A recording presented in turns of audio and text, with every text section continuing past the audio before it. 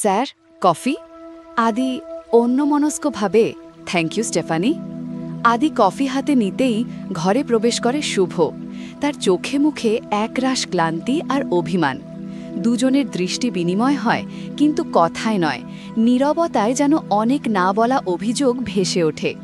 Stephanie নিঃশব্দে তাদের একা থাকার সুযোগ করে দিয়ে বেরিয়ে যায়। কিছুক্ষণ পর শুভই নীরবতা ভাঙে। শুভ, তারপর জানো আজকে কি হয়েছে? এই শুভর একটাই প্রশ্ন যেন অতীতের অনেকগুলো জটিল মুহূর্তকে এক সুতোয় গেঁথে দেয়।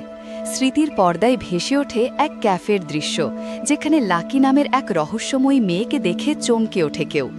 আবার বর্তমানের কঠিন বাস্তবতায় ফিরে আসে দৃশ্য, যেখানে শুভ আর আদির সম্পর্কটা এক জটিল সমীকরণের সামনে দাঁড়িয়ে। আদি স্নেহমাখা কণ্ঠে, কতদিন পর তোমাকে এভাবে দেখলাম শুভ। আদির এই নরম কথায় শুভর মুখের অভিব্যক্তি কঠিন হয়ে ওঠে। তার মনের ভেতর জমে থাকা অবিশ্বাস আর যন্ত্রণা যেন আগুনের মতো জ্বলে ওঠে। শুভ, এক সেকেন্ড আদি, আমরা কিন্তু একসঙ্গে হাত মিলিয়েছি সত্যিটা খুঁজে বের করব বলে। তার মানে তুমি এটা ভেবে নিও না যে আমি তোমায় ক্ষমা করে দিয়েছি। আমার পক্ষে এটা ভোলা কখনোই সম্ভব না যে তুমি আমাকে দিনের পর দিন মিথ্যে বলে গেছো বারবার। তাই আপাতত আমাদের মধ্যে কাজের সম্পর্ক থাকাই ভালো। আদি গভীর হতাশার সাথে, মাথায় রাখব। শুভ মুখ ঘুরিয়ে নেয়। তার ভেতরের যন্ত্রণা সে একাই অনুভব করে। মনে মনে বলে, আমার কিছু করার নেই আদি। সব ভুলে তোমাকে আপন করে নিতে পারা আমার পক্ষে সম্ভব নয়। আমাদের দুজনের মধ্যে কোথাও যেন একটা দূরত্ব থেকেই গেছে। হঠাৎ দরজায় মৃদু শব্দে চমকে ওঠে শুভ। দরজায় এসে দাঁড়িয়েছেন ঠাম্মি, চোখে মুখে তীব্র উদ্বেগ আর ভয়। শুভ ফিসফিস করে, ঠাম্মি, তোমাকে কেউ দেখে ফেলেনি তো? ঠাম্মি ভয়ার্ত স্বরে, না না, কেউ দেখেনি, আমি ব্যাকইয়ার্ড দিয়ে চলে এসেছি। শুভ ঠাম্মিকে ভেতরে নিয়ে আসে। এই গভীর ষড়যন্ত্রের কিনারা করতে তারা তিনজনই এখন একজোট। শুভ, দাঁড়াও, আমি দেখাই আমি এই কদিনে কি জোগাড় করতে পেরেছি। শুভ তাদের একটি বোর্ডের সামনে নিয়ে যায়, যেখানে ছোট ছোট কাগজে লেখা বিভিন্ন সূত্র আর ছবি লাগানো। আদি খুঁটিয়ে দেখতে দেখতে একটি জায়গায় এসে থেমে যায়। না, সত্যি ফার্স্ট ডে থেকেই না ডক্টর দময়ন্তী সেনের ওপর আমার বেশ সন্দেহ হচ্ছিল, কিন্তু ওর মধ্যে কোনো গণ্ডগোল নেই। আমি নিজে তো ওকে দেখিয়েছি। শোন না, মোহনাকে অন্য কোনো ডাক্তার দিয়ে একবার পরীক্ষা করালে হয় না? তাহলে হয়তো সত্যিটা জানা যাবে। Good idea. ঠিক তখনই কলিং বেল বেজে ওঠে। তিনজনই একে অপরের দিকে আতঙ্কে তাকায়। শুভ আতঙ্কিত হয়ে, কি ব্যাপার স্টেফানি দিদি, এখন এই সময় কে এসেছে? তোমারই নেইবার হবে। শুভ, তুমি তাড়াতাড়ি বাইরে থেকেই হাই হ্যালো করে ওকে পাঠিয়ে দাও। কিন্তু তাদের সব চেষ্টা ব্যর্থ করে দিয়ে ঘরের ভেতরে প্রবেশ করে এক রাশভারী ব্যক্তিত্ব, আদির বাবা। তিনজন ভয়ে জমে যায়। বাবা কঠোর স্বরে, আর লুকিয়ে কোনো লাভ নেই। কি ভেবেছিলে আমাকে ফাঁকি দেবে? এবার আর লুকোবে কোথায়? তোমরা ধরা পড়ে গেছো। শুভর মুখ ভয়ে ফ্যাকাশে হয়ে যায়। সে অস্ফুটে বলে ওঠে, বাবা। কিন্তু পরের মুহূর্তেই সব হিসেব ওলটপালট হয়ে যায়।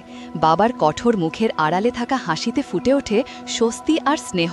তিনি এগিয়ে এসে হাসতে হাসতে বলেন, বাবা, ইয়েস, তোমরা ধরা পড়ে গেছো, কিন্তু যাকে আমার সবচেয়ে বেশি প্রয়োজন তার হদিশটা আমি পেয়ে গেছি শুভ।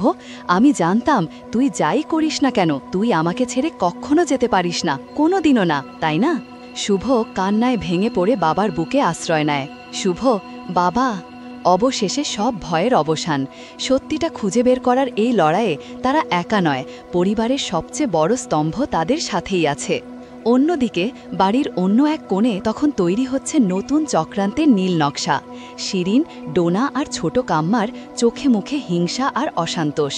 শিরিন ডোনাকে উদ্দেশ্য করে, কি এত বড় সাহস হয় কি করে? এবার সবাই মিলে তোমাকে এতগুলো কথা শোনালো আর তুমি কিচ্ছু বললে না ডোনা, তুমি এই বাড়ির ছোট বউ। ছোট কাম্মা শিরিনকে সমর্থন করে, আন্টি তুমি তো ওখানে ছিলে, তুমি কিছু বললে না?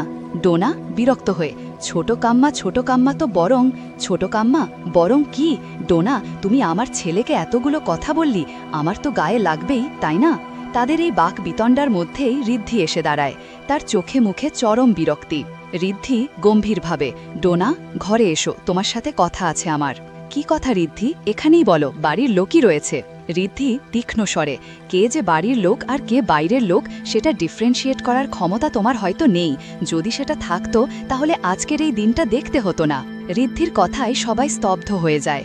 এক জটিল পারিবারিক ষড়যন্ত্র আর অবিশ্বাসের জাল যেন গোটা বাড়িটাকে ধীরে ধীরে গ্রাস করছে। গভীর এক ষড়যন্ত্রের জালে জড়িয়ে পড়েছে একটি পরিবার। ঘরের ভেতরে থমথমে পরিবেশ। একজন বয়স্ক ভদ্রলোক, যিনি এই বাড়ির কর্তা, ছদ্মবেশী মোহনার প্রতি কৃতজ্ঞতা জানাচ্ছেন। বাবা কৃতজ্ঞতার সুরে, এই অবস্থায় শুভকে আশ্রয় দেওয়ার জন্য আমি সত্যিই কৃতজ্ঞ, অনেক ধন্যবাদ আপনাকে। মোহনা নম্রতার ভান করে, you are very welcome sir. হঠাৎ করেই বজ্রপাতের মতো একটা শব্দে কেঁপে ওঠে সবকিছু। মোহনা মাথা নিচু করে ঘর থেকে বেরিয়ে যেতেই নাটকীয়ভাবে বদলে যায় পরিস্থিতি। বাবার মুখের কৃতজ্ঞতার হাসি মিলিয়ে গিয়ে নেমে আসে উদ্বেগের কালো ছায়া। তিনি এগিয়ে যান শুভর দিকে, যার মুখে ফুটে উঠেছে অপার যন্ত্রণা আর অসহায়ত্ব। বাবা, স্নেহ আর দুশ্চিন্তা মেশানো গলায়, আমি জানি না তুই কেন এসব করছিস, কেন এতটা রিস্ক নিচ্ছিস তুই এই প্রেগনেন্ট অবস্থায়। আমি তোকে বলি কি, তুই একটা কাজ কর, চল বাড়ি ফিরে চল। মা দৃঢ়ভাবে, তা হয় না বাবা। বাবার অনুরোধে বাধা দেয় শুভর শাশুড়ি। বাবার মুখে হতাশার ছাপ। বাবা কেন? শুভ, তুই আমার কথাও রাখবি না? শুভ নিরুত্তর, তার নীরবতা যেন ঝড়ের পূর্বাভাস দিচ্ছে। অন্য একটি ঘরে ঋদ্ধি আর ডোনার মধ্যে চলছে তুমুল ঝগড়া। ঋদ্ধির চোখে মুখে তীব্র রাগ আর হতাশা। ঋদ্ধি ক্ষেপে গিয়ে, যার জন্য শুভ এই বাড়ি ছাড়তে বাধ্য হলো, যার জন্য আমাদের ফ্যামিলির মধ্যে এত সমস্যা ক্রিয়েট হচ্ছে, তুমি তার সঙ্গে বন্ধুত্ব করে শুভর এগেনস্টে কথা বলছো Dona? How could you? Dona বিরক্ত হয়ে, so what am I suppose to do? আমি কি করতে পারি তাতে? তোমাদের ছোটবেলা থেকে বন্ডিং আছে। আমি শুভদিকে কবে থেকে দেখছি, যবে থেকে বিয়ে করে এসেছে। অবভিয়াসলি তোমাদের শুভ শুভ শুভ, আমার ঠাম্মার শুভ, আমার হেদিয়ে মরা। আমার হেদিয়ে মরার কোনো ইচ্ছে নেই ঋদ্ধি। ঋদ্ধি আশ্চর্য হয়ে, বিজনেসটা তো তুমি ভালোই বোঝো। ডোনা আত্মবিশ্বাসের সাথে, বিজনেসটা আমি ভালোই বুঝি, তাই জন্য আমি তার সাথেই প্যাক্ট বানাই যার সাথে আমার প্রফিট হবে। তোমাদের মতন ইমোশনাল ফুল হয়ে আমার তো কোনো লাভ হবে না। ঋদ্ধি শ্লেষের সাথে, হ্যাঁ সেই বিজনেস তো তুমি খুব ভালোই বোঝো। তোমার সেন্স অফ বিজনেস তো আমি আগেও দেখেছি। কার সাথে হাত মিলিয়েছিলে? জিনিয়ার সাথে, যে কিনা আমাদের বাড়ির সবসময় ক্ষতি করে গেছে।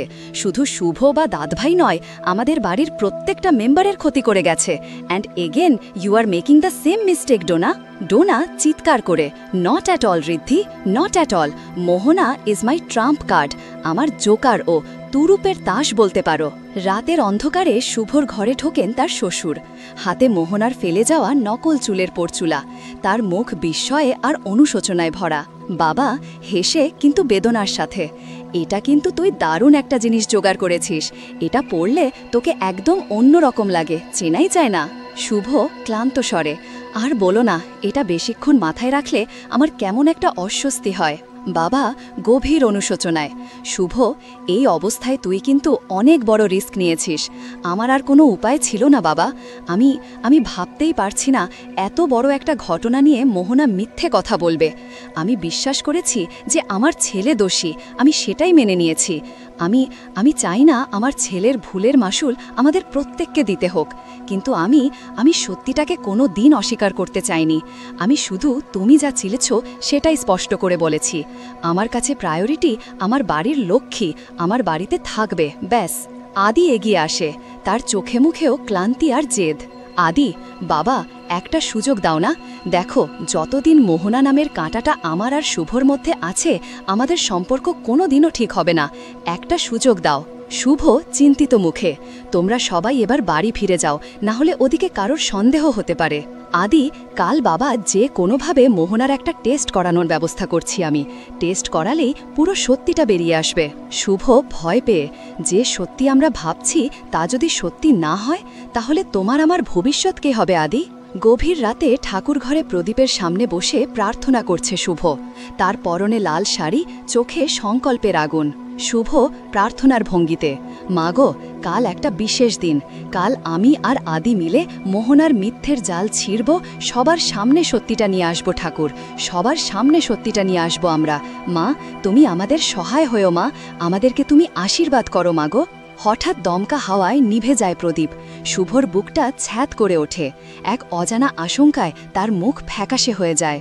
শুভ আতঙ্কে, মাগো, এ কি হলো? এ তুমি কিসের ইঙ্গিত দিলে মা? অন্য ঘরে মোহনা গভীর ঘুমে অচেতন। তার পাশে বসে আছে চিন্তিত শুভ। হঠাৎ আয়নার দিকে তাকিয়ে সে চমকে ওঠে। আয়নার ভেতর থেকে তার দিকে তাকিয়ে আছে এক রহস্যময়ী নারী, তার শুভাকাঙ্ক্ষী। শুভাকাঙ্ক্ষী শান্ত কিন্তু দৃঢ় কণ্ঠে।